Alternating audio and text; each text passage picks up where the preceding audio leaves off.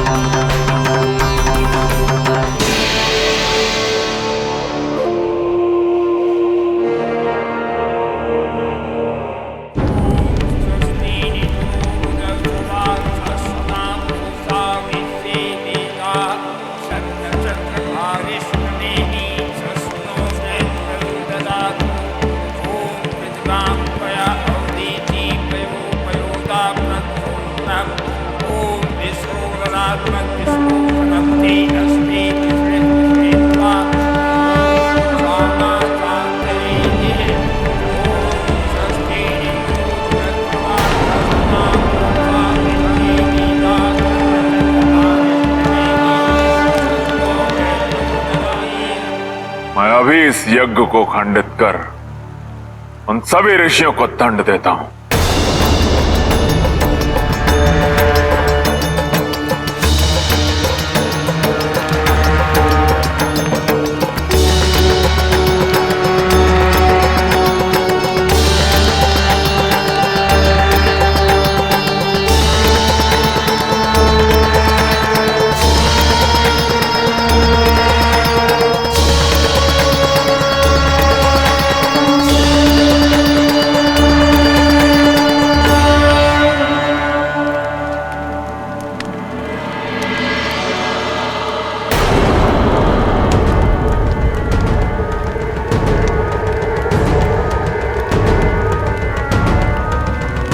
नारायण,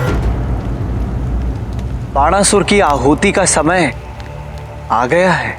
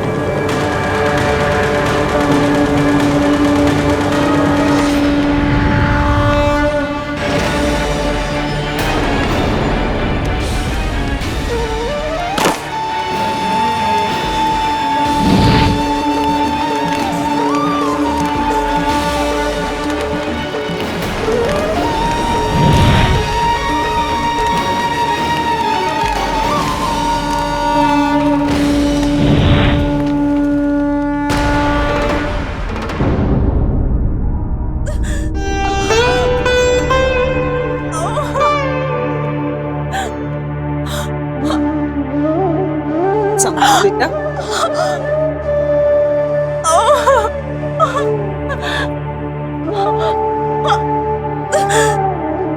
संभालो बेटा।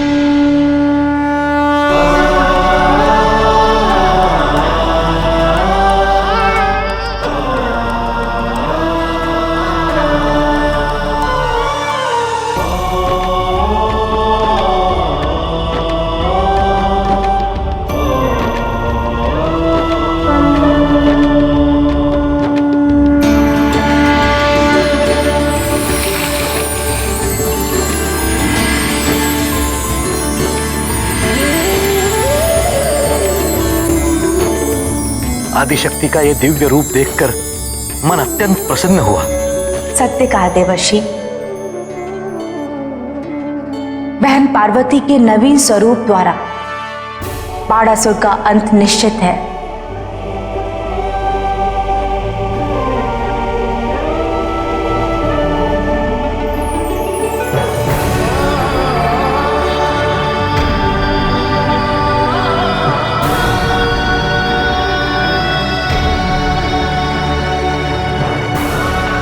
ये तो साक्षात देवी का स्वरूप प्रतीत होती है।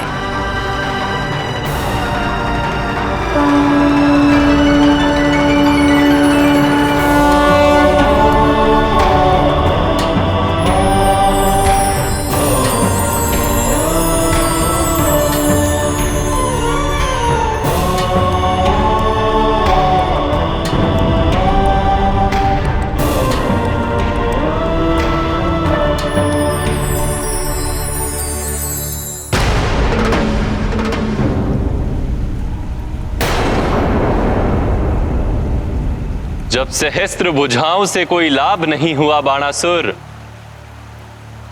तो दो हाथों से क्या होगा? कौन हो तुम जो महादेव द्वारा दिए गए सहस्त्र हाथों के बारे में बात करने का दुस्साहस कर रहे हो? महादेव द्वारा दिए गए सहस्त्र हाथों का स्मरण है तुम्हें, किंतु उन सहस्त्र हाथों को काटने वाला स्मरण नहीं।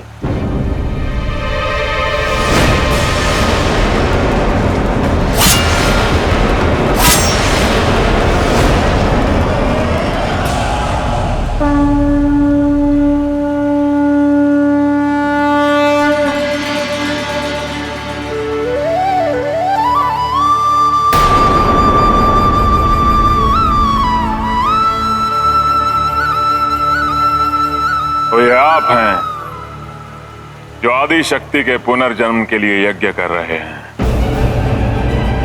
समस्त सृष्टि के संचालक को एक ऋषि बनकर यज्ञ करना पड़ रहा है।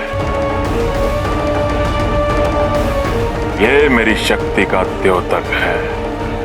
और जिस अहंकार का नाश करने हेतु मैंने तुम्हारी सहस्त्र भुजाएं काटी थी, अब तुम उसी अहंकार के दास बन गए। मुझे ये पुनः स्मरण कराना पड़ रहा है, ये तुम्हारी मूर्खता का द्योतक है। सुना है मेरे समान आपके आराध्य भी देवों के देव महादेव ही हैं, और आप तो मेरा अंत भी नहीं कर सकते। यदि आप मेरी हत्या करने का प्रयास करेंगे तो यह महादेव के वरदान की अवहेलना होगी। क्या इसका स्मरण है आपको?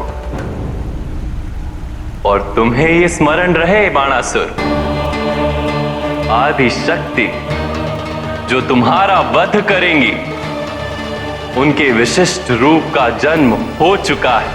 जन्म ले भी लिया तो क्या, उससे पहले कि उन्हें अपनी शक्ति, अपने उद्देश्य का बोध हो, मैं उस कथा का ही अंत कर दूंगा।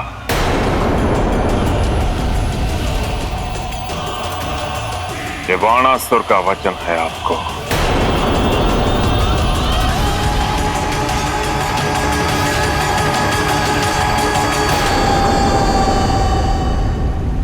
प्रभु, बाणासुर अब माता को ढूंढे बिना विश्राम नहीं करेगा।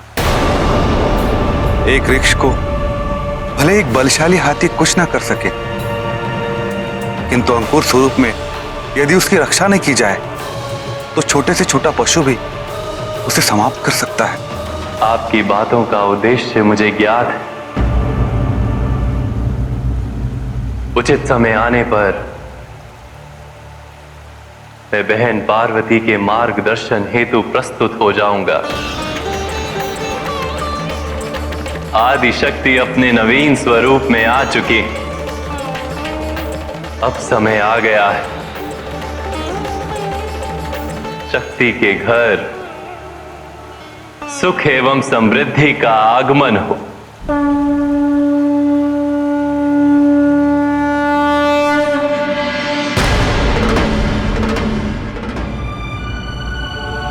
हमारी पुत्री तो देवी का स्वरूप है।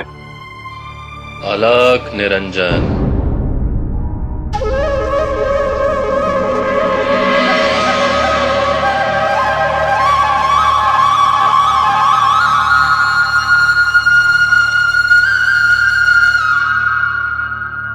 प्रणाम। प्रणाम ऋषिवर, प्रणाम। हम आपकी क्या सेवा कर सकते हैं? आभास हुआ कि आपके यहाँ पुत्री का जन्म हुआ है, तो आशीर्वाद देने चले आए। हो भाग्य हमारे। आइए आइए ना।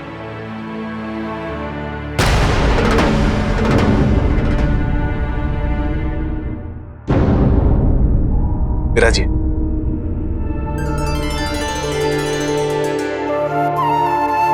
मेरी तो बस यही इच्छा है कि हम अपनी पुत्री का जीवन सार्थक करने में सक्षम हों।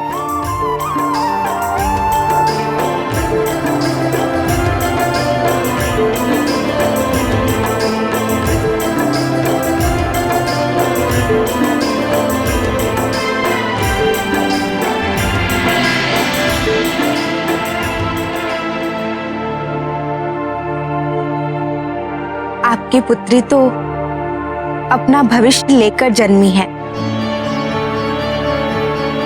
आपको इसके भविष्य की चिंता करने की कोई आवश्यकता नहीं।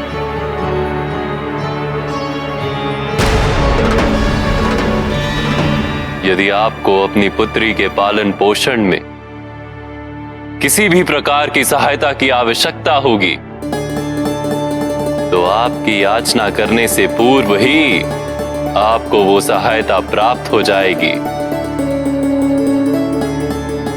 हम आपके आशीर्वाद के लिए अत्यंत कृतज्ञ हैं। अब आप ही हमारी पुत्री के लिए कोई योग्य नाम बताएं।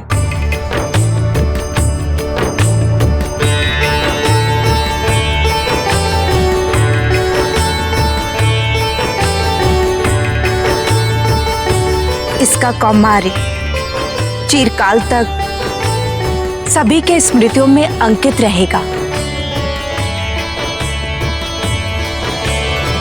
इसीलिए इसका नाम कुमारी होना चाहिए। कुमारी? कुमारी?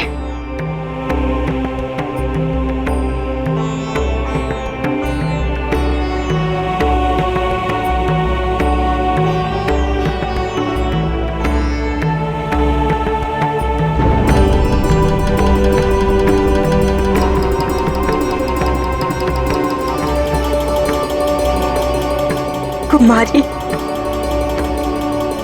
किंतु आप दोनों को एक अत्यंत महत्वपूर्ण तथ्य से अवगत कराना अति आवश्यक है।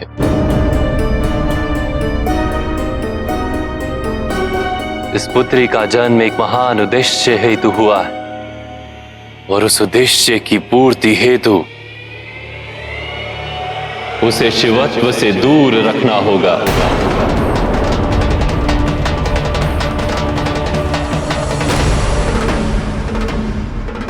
यदि कुमारी को महादेव के संबंध में किसी भी बात का बोध हुआ, तो वो उसके जीवन के उद्देश्य के हित में कदापि नहीं होगा।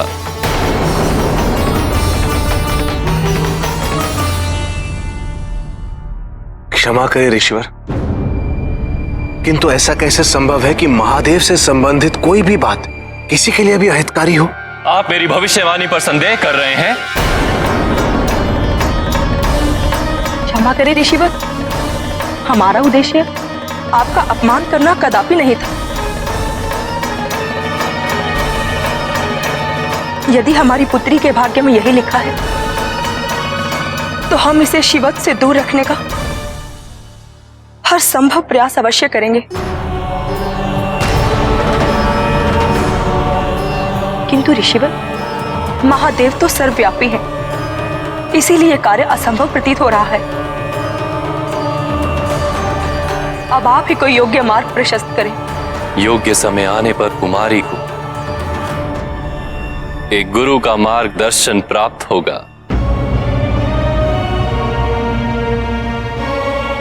जो उसे उनके जीवन के गंतव्य तक ले जाएंगे।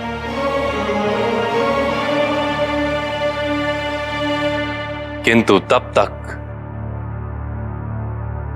कुमारी को महादेव से पृथक रखना अनिवार्य है।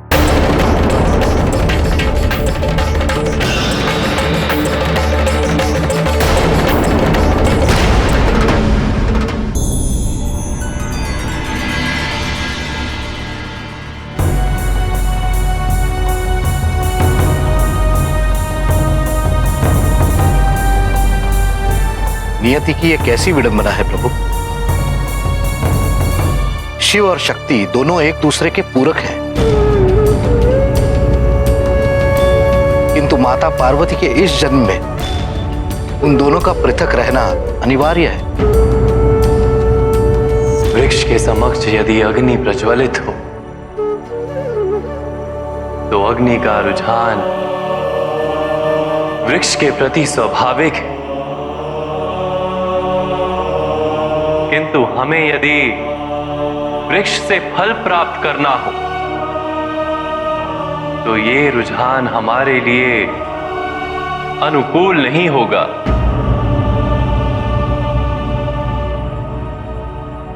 शिव और शक्ति एक दूसरे के पूरक हैं, इसलिए शक्ति का रुझान शिव के प्रति स्वाभाविक है,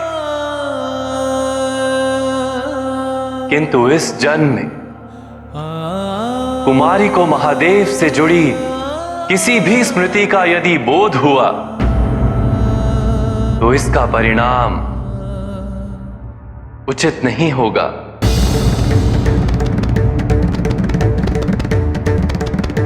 वो पुनः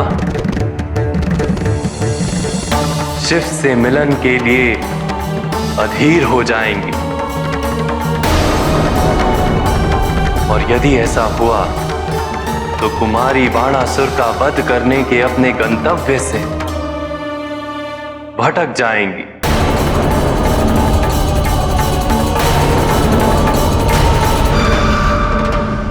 आपके आदेश अनुसार समस्त सेना का सभी राज्यों में विस्तार कर सभी कुंवारी कन्याओं के विवाह की प्रक्रिया शीघ्र से शीघ्र आरंभ कर दी जाएगी। समस्त सेना को सूचित कर दो कि इस प्रक्रिया का आरंभ सर्वप्रथम आदिशक्ति से संबद्ध सभी स्थानों से होगा। अब जाओ और अविलंब ये कार्य आरंभ करो। जो आज्ञा महाराज।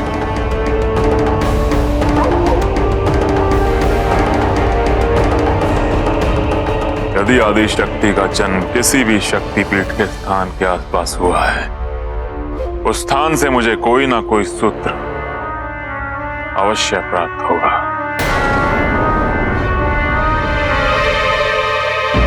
क्या ये संभव है कि इस दायित्व की पूर्ति में कुमारी के माता पिता को पार्वती की मां का सहयोग प्राप्त हो?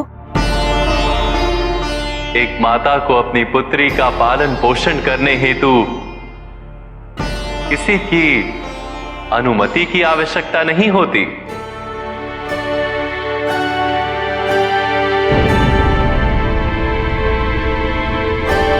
महादेव को दिए वचन के अनुसार इस जन्म में कुमारी को अपने गंतव्य तक पहुंचाने हेतु उनका मार्गदर्शन करने मैं गुरु रूप में प्रस्तुत हो जाऊंगा। किंतु प्रभु, प्रतीत होता है कि आपने बाणासुर को जो मार्गदर्शन प्रदान किया था, उसने न केवल उसकी उपेक्षा की है, अपितु आदिशक्ति को रोकने के लिए एक नई योजना भी बनाई है। आदिशक्ति को अपना अंत करने से रोकने हेतु बाणासुर का कोई भी प्रयास उसे केवल अपने अंत की ओर अग्रसर करेगा देवर्षि।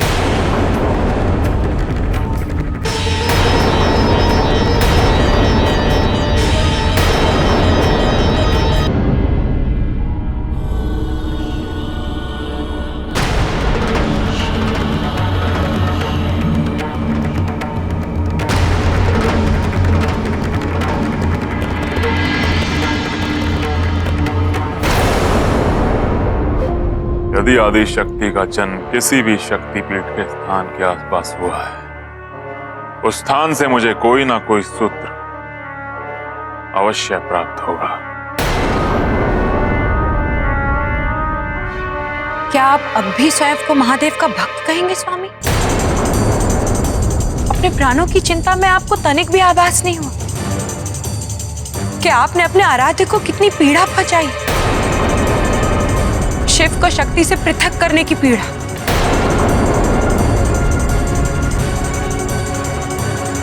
मैं कोई भी अनुचित कार्य नहीं कर रहा। यदि मैं चाहता तो उन सभी कुंवारी कन्याओं की हत्या करने के आदेश भी दे सकता था। महादेव ने जो आपको वरदान दी, उसका आपने सदैव दुरुपयोग किया। किंतु माता पार्वती और महादेव ने आपको क्षमा किया और उचित मार्ग पर चलने का अवसर प्रदान किया। किंतु आपने उनके विश्वास को सदैव खंडित किया। और क्या आप भूल गए कि उन्हीं के आशीर्वाद से हमें हमारी पुत्री उषा प्राप्त हुई? और अब जब आपका अहंकार, आपकी उदंडता सारी सीमाएं लांघ चुकी है और माता पार्वती आपके अंत हेतु पुनर्जन्म ले चुकी है, तो आप अपने प्राणों की रक्षा हेतु निर्दोष कन्याओं के साथ इतना घोर व्यवहार कर रहे हैं? लज्जा आनी चाहिए स्वामी आपको। जो आप कर रहे हैं उसके पश्चात आप एक पुत्री के पिता कहलाने योग्य नहीं। वाणी!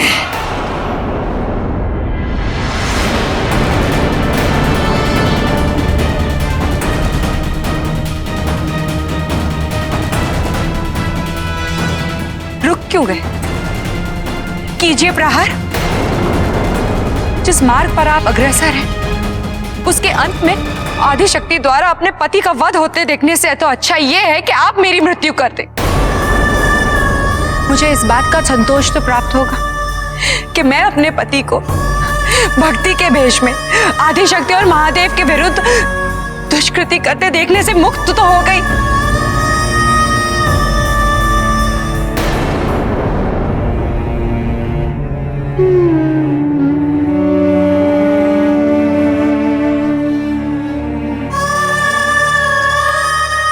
माता, केवल आप ही मेरे स्वामी को इस दुराचारी जीवन से मुक्त कर सकते।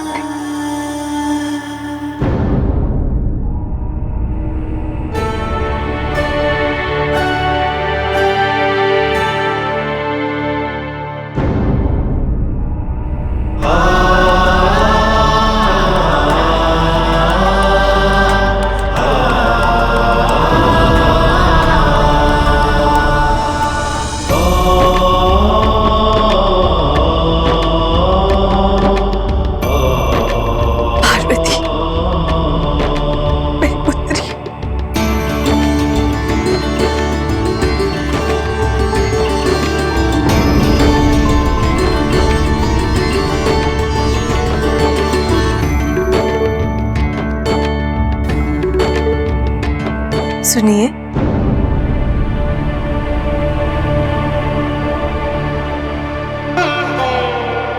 जी कहिए। मेरा नाम मीनावती है। मैं यही आपके घर के निकट रहने आई हूँ।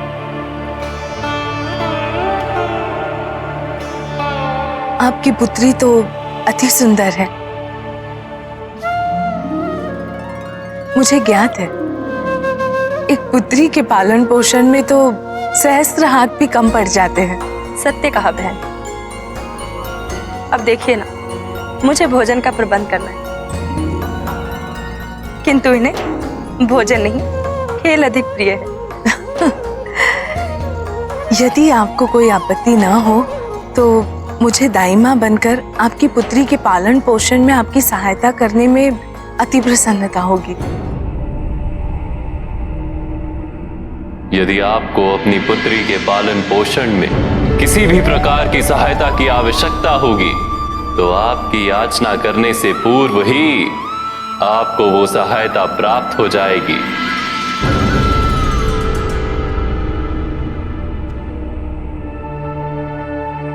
अवश्य बहन।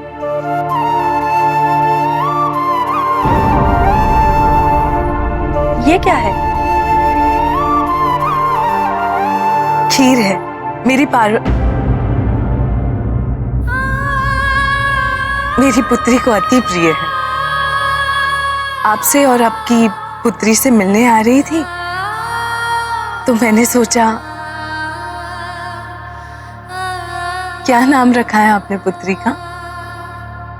इसका नाम कुमारी। कुमारी। जितना सुंदर इसका रूप है उतनी ही सुंदर इस नाम की ध्वनि भी।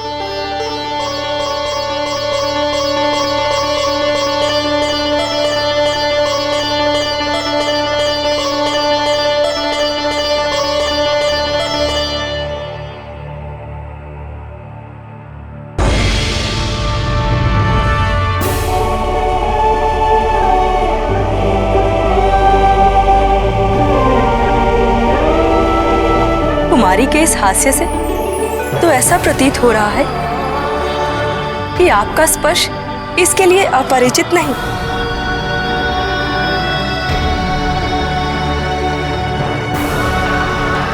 ये तो मेरा सौभाग्य है कि मुझे अपनी पुत्री पार्वती का पालन पोषण करने का एक और अवसर प्राप्त हुआ है। स्वामी, मैनावती का कुमारी के जीवन से इस प्रकार जुड़ना कहीं उनकी आत्मग्लानि, उनके अपराध बोध का कारण तो नहीं? मैनावती का ये भाव आत्मग्लानि या अपराध बोध का नहीं, ये भाव तो मैनावती का कुमारी के प्रति विरह और विरह से जन्मे प्रेम का है। अंततः ये आदिशक्ति की ही लीला है, जिसके कारण मैनावती को अपनी पुत्री पार्वती के पालन पोषण का सौभाग्य प्राप्त हो रहा है।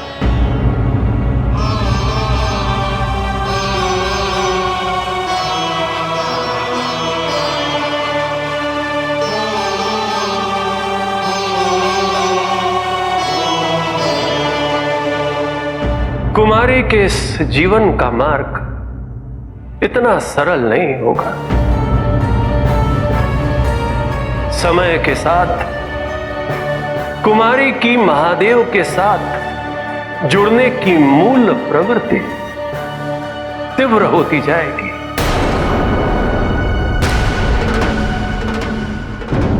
कुमारी, कुमारी, कहाँ हो पुत्री?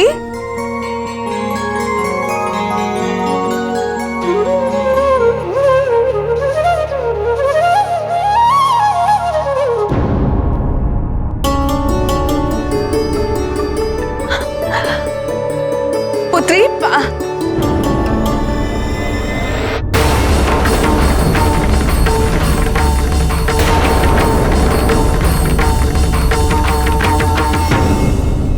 शक्ति को शिव से पृथक रखने का कार्य नारायण को स्वयं करना होगा।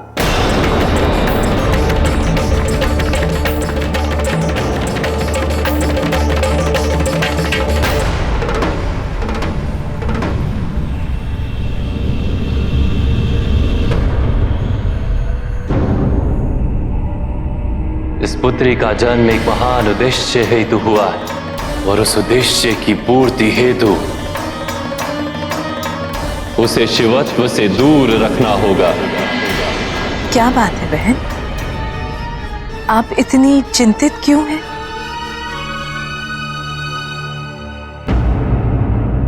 बाल्यावस्था में उन ऋषि द्वारा की गई कुमारी के जीवन की भविष्यवाणी से तो आप परिचित ही हैं। बस उसके उचित मार्गदर्शन के विचार को लेकर चिंतित हूं। आप चिंता न करें, मैं एक ऐसे गुरु से परिचित हूं जो कुमारी का योग्य मार्गदर्शन करेंगे। सच बहन? किंतु कुमारी को महादेव से पृथक रखने का कार्य अत्यंत कठिन है। क्या वो कुमारी को उचित मार्गदर्शन प्रदान कर उसके जीवन का संचालन कर पाएंगे? अवश्य कठिन होगा, किंतु ये कोई साधारण गुरु नहीं है। मार्गदर्शन एवं संचालन में इतने निपुण हैं, मान लीजिए समस्त संसार के संचालन से परिचित हो।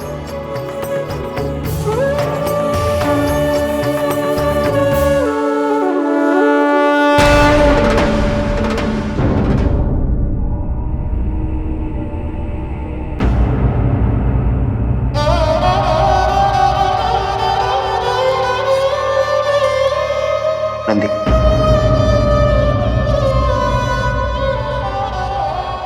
धैर्य रखो नंदी। मामा जी ने कहा है शीघ्र ही हमें माता से मिलने का अवसर प्राप्त होगा।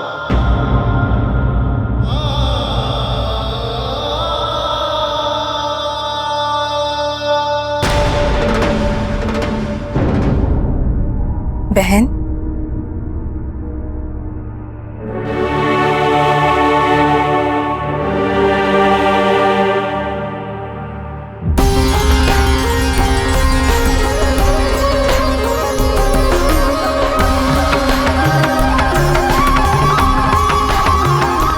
ये है गुरु प्रत्याय।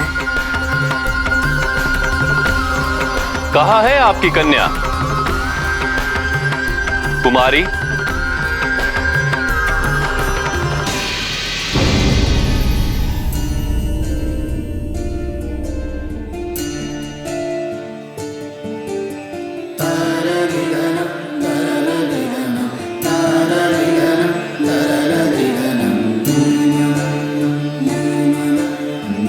कैसे प्राप्त करूं ये फल?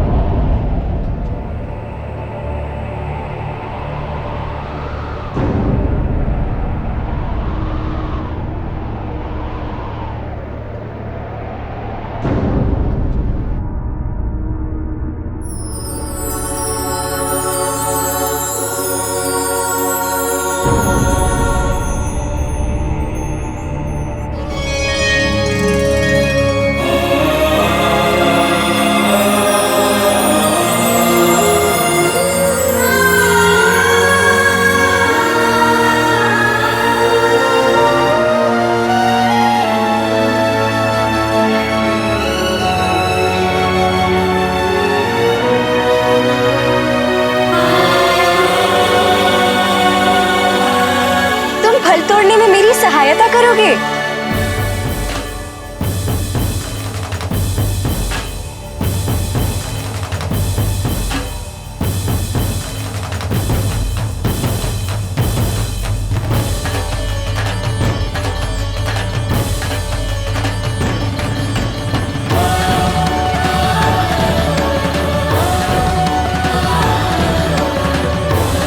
कुमारी, आई माँ।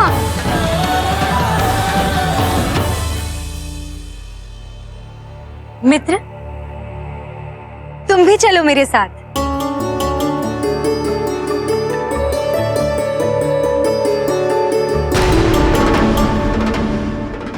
अरे कुमारी, ये किसका बैल है और उसे यहाँ क्यों लेके आई हो? ये मुझे वन में मिला।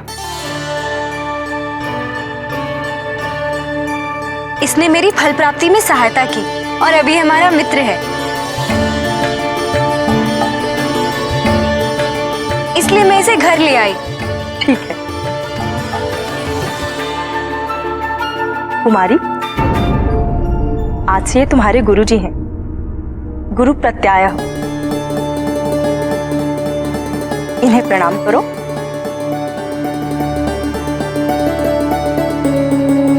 दाई माँ, मैं अपने इस नए मित्र को क्या नाम दूं? ये बैल हमारा है।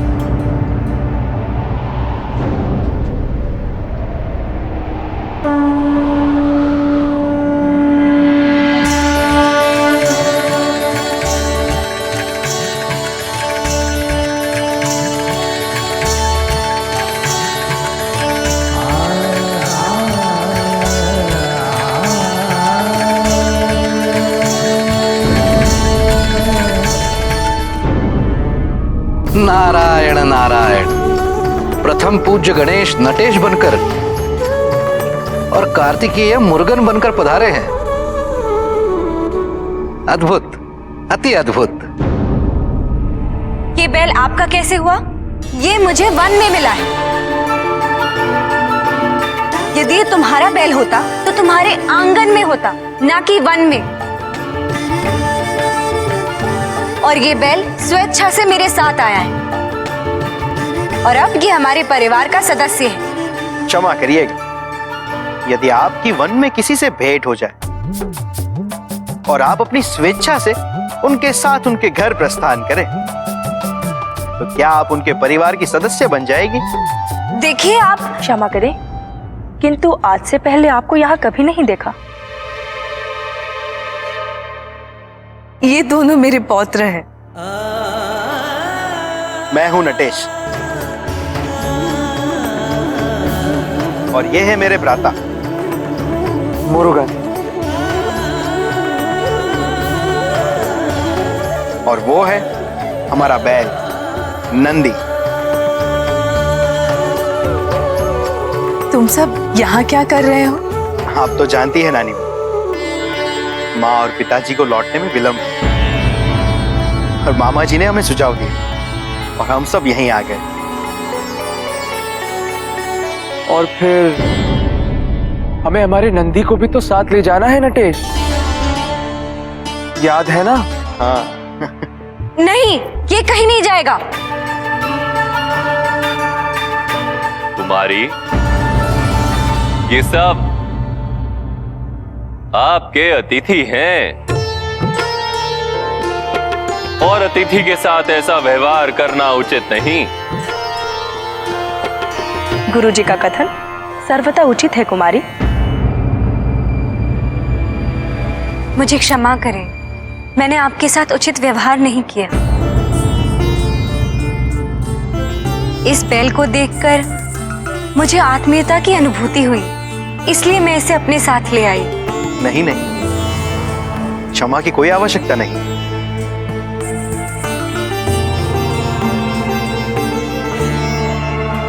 क्या आप हमारे साथ भोजन करना चाहेंगे?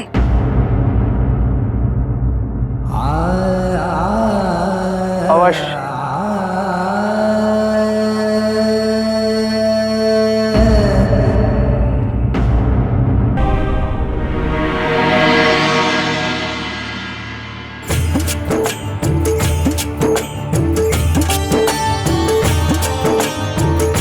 क्षमा चाहता हूं, मैंने जो कुछ भी किया माता की सहायता है तो किया। कोई बात नहीं नंदी, मुझे तो विश्वास ही नहीं हो रहा कि तुम सब यहाँ हो।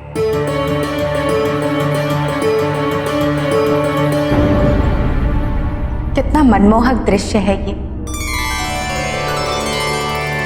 महादेव की अनुपस्थिति में देवी पार्वती का समस्त परिवार उनके जीवन की इस नई यात्रा में उनके समर्थन हेतु उनके साथ जुड़ गया है।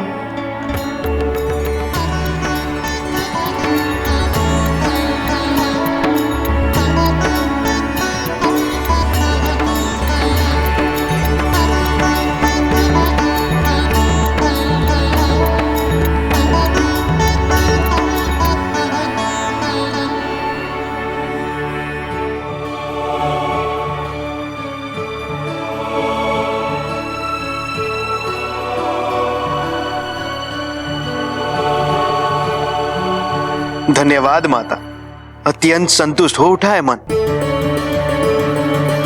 ऐसा लगता है जैसे वर्षों की शुदा एक क्षण में तृप्त हो गई हो।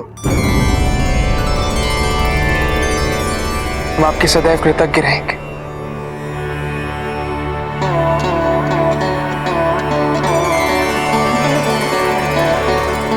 सुनो सुनो सुनो, महाराज बाणासुर का विशेष आदेश सुनो। सुनो सुनो सुनो, मैं यहाँ परम शक्तिशाली असुर महाराज बाणासुर का संदेश लेकर आया हूँ।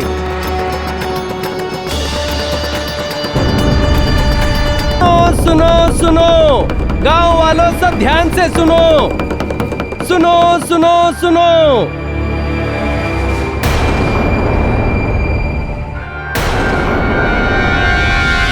मैं यहाँ परम शक्तिशाली असुर महाराज बाणासुर का संदेश लेकर आया हूँ।